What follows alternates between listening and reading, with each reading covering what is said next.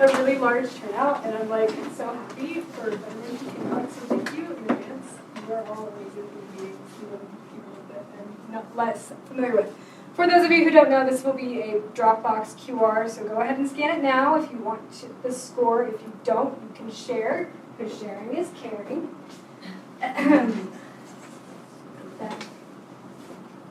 So, a little bit about myself.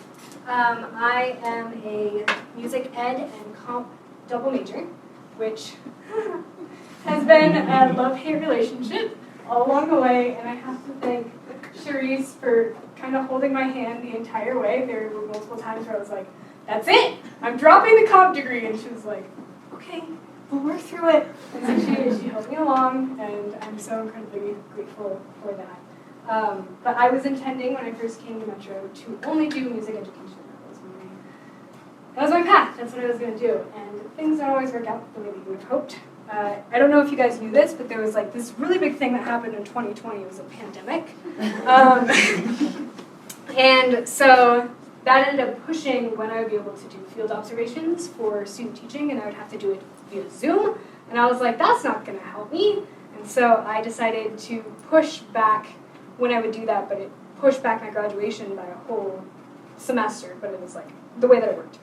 And then I was like, well, while I'm here, might as well. So I decided to pick up a double major. There are 3 people in my life that I largely blame. Cherise, Reece Classen, and a mentor of mine who I worked with on one of these pieces, Kevin Pagorski, who are all very impactful mentors in my life who have helped me and who have helped me grow into who I am.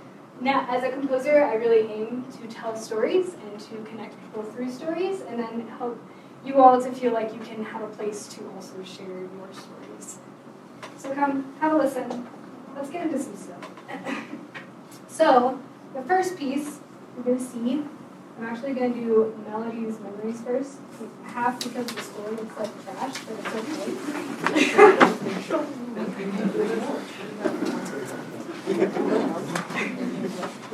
This piece I wrote in spring 21, and that's when we were still online.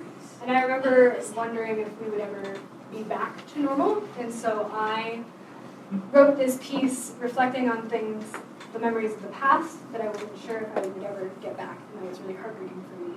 But it was also learning how to move forward, knowing that the past isn't completely forgotten, but it influences today. And it's so much more impactful, I think, listening to it today. This piece was, if you cannot tell, performed by the amazing artistic Reece Classen. And I know a handful of you already saw this one.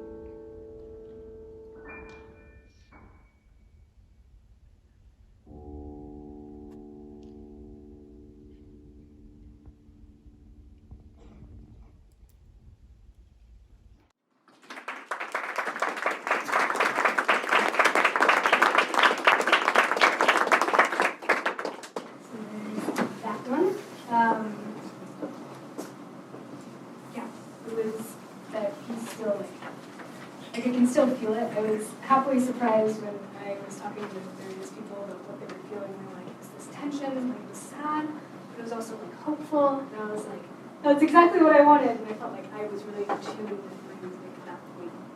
Another one from that semester that I also wrote was Falling Stars. And this one is interesting because I was intimidated by guitar. And when I told Dr. Farrell that, he was like, great, let's write a piece for guitar. And I was like, no!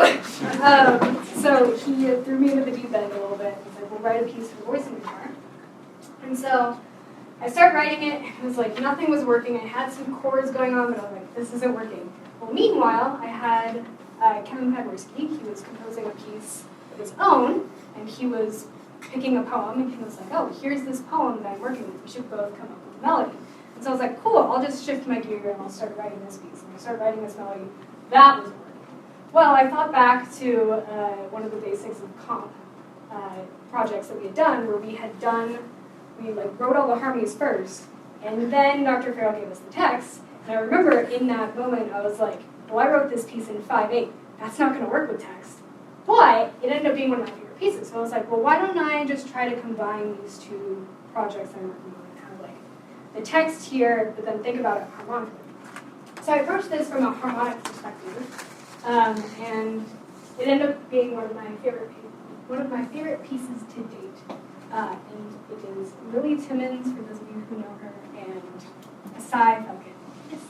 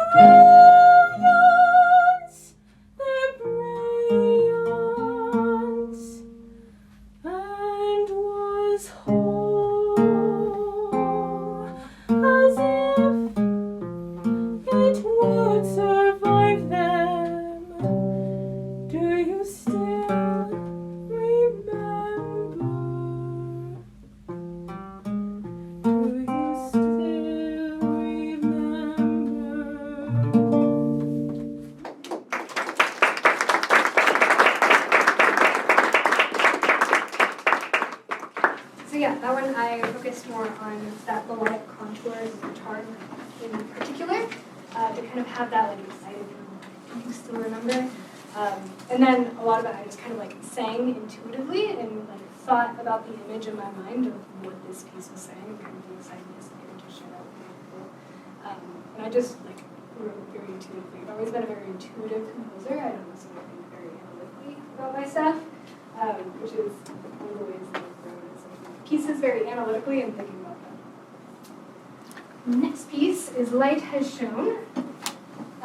This one also has a great story behind it. I was planning on writing for the upcoming, so it was the summer, was it last summer? 2 summers ago? I was planning on writing a piece for my worship team to sing on Christmas Eve, and so I started composing some stuff to get kind of like a move on before the semester started. And then I got an email from Dr. Carol and Reece telling me that they were planning on, or MB wanted to have a choral composition. MB is our choir conductor here. And she wanted to collaborate with one of us, and they thought of me because choir is kind of my world. And I was like, absolutely, I want to do this. The caveat was she wanted to have more secular text. Well, Christmas Eve at a church plus secular doesn't always match up, and so I was trying to find poems that would be good to work for both. But if any of you are composers or are poets, you happen to know that when you're looking for a specific set of texts, it is impossible to find them, especially to like make them line up with a certain idea. Well, it was like 3 weeks in, and I'm like, Sharice, I don't know what to do. I can't find a text. And then one day I was doing my daily devotional, happened to open up to a text from Isaiah, and I was reading, and I realized this is it. This is the text that I am supposed to be using, and I can describe it nothing else than like ordained by God. Because I put it into kind of some poetry, and I noticed that like the poetry worked really well with the music that I already had.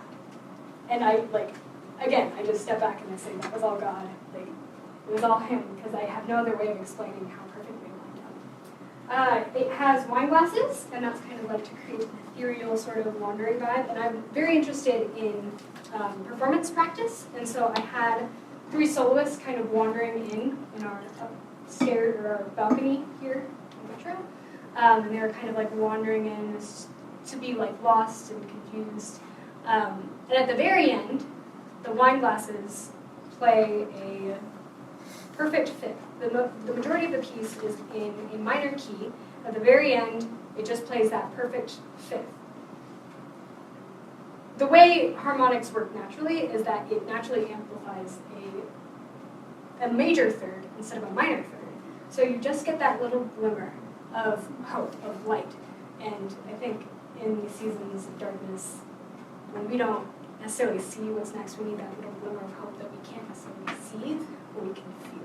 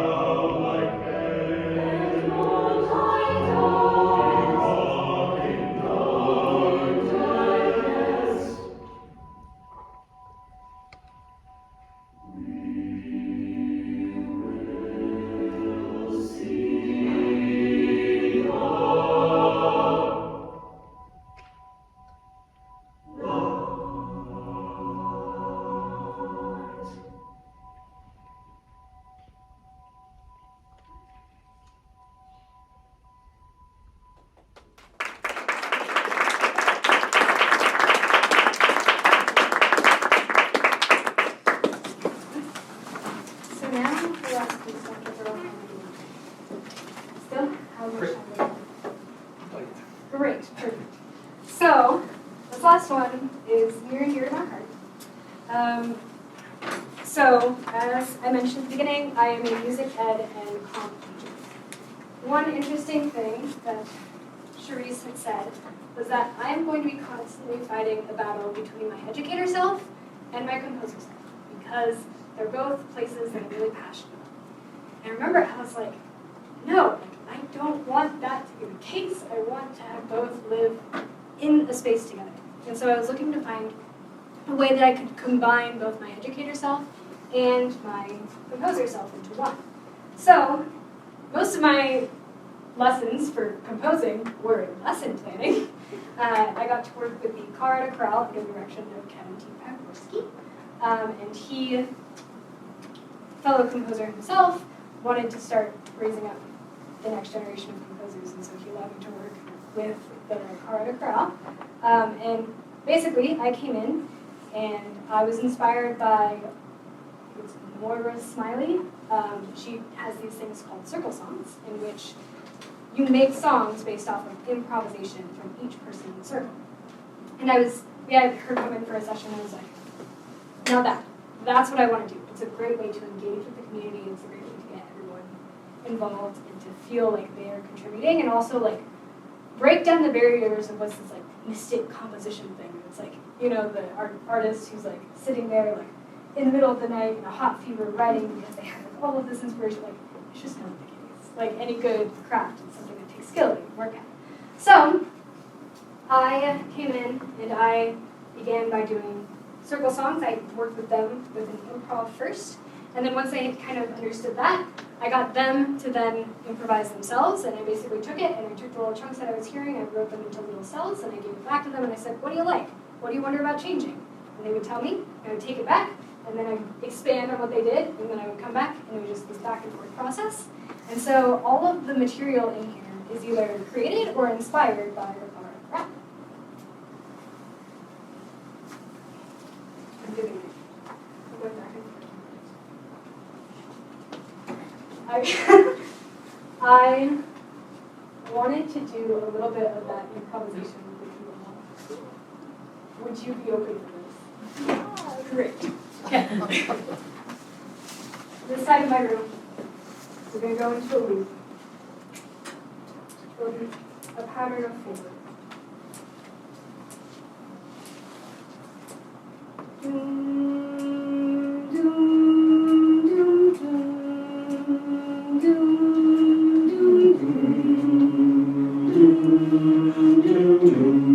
Keep that going. You guys right here.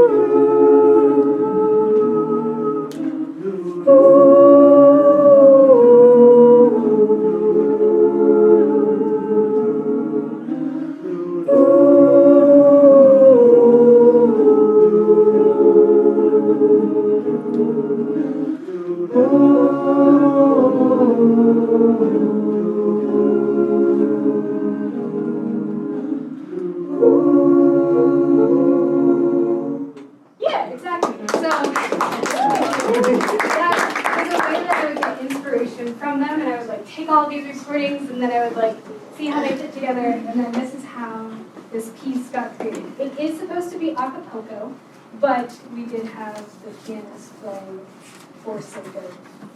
Also, sorry for the camera. The ceiling and heat.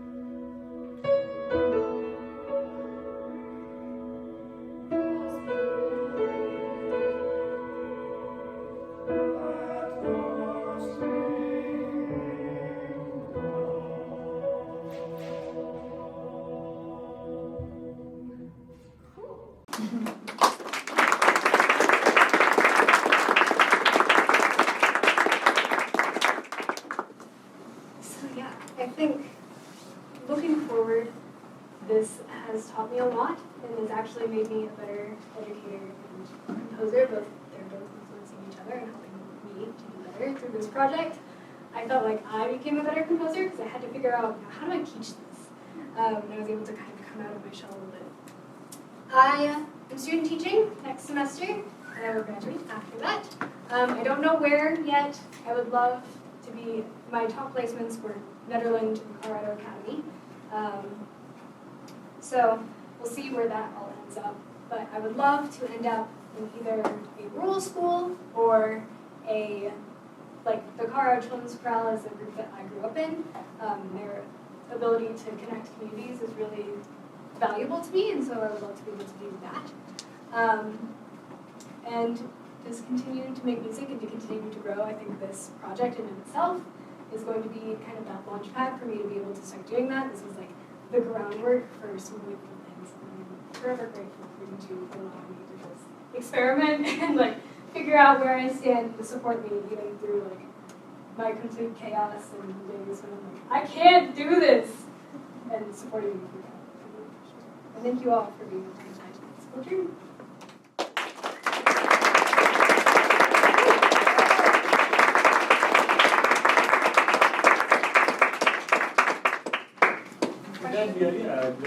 Questions, comments, concerns, smart remarks? Ashley, do you have an idea for a project you might do, like in the similar vein where it's collaborative with the people you're working with, what you might do in the future? I'm thinking specifically like working with students. I would love to get them to start composing. I feel like composition in the education world right now is kind of lacking. And so I would love, I would love to kind of start bringing that out of them and to create songs with them and then to do like compositions and arrangements of their own that we could perform or they could like bring to other places. So I think that's in particular something that I want to discuss.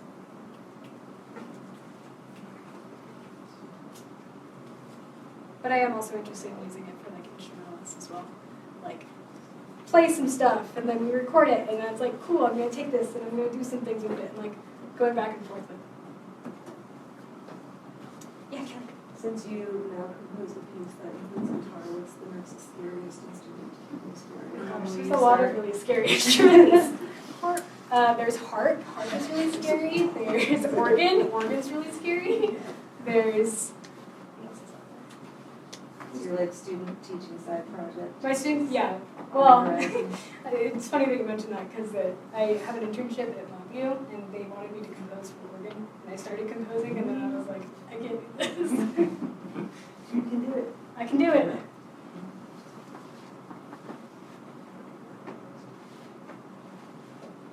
Yeah. What's your ideal goal maybe? So like you're going for teaching obviously, is like there a specific place you want to teach or do you have a vision of what that looks like? You talk about composing a bit. Do you have a vision more so of what that is? Just where do you think I suppose? I mean, I guess it just depends where I end up. I think for a while I was dead set on choir, and then I went to observe at Dublin and saw their marching band and was like, that's really cool. I've never touched marching band in my entire life. So, I mean, I think at this point I'm just kind of open. I have like an idea for like what I could picture as like my ideal school setting where I have like, for my program, I could have like at the center an advanced modern band where we would do like not just, we would do like all of it, like classical music and jazz music and pop music and folk music and just allowing like the kids to really explore all of it so they can be flexible musicians as our statement here at Metro really emphasizes. So something along those lines where it's like I can encourage musicians to be themselves and not just like, here is the prescribed way of doing the thing, but allowing them to kind of explore and figure out what they are.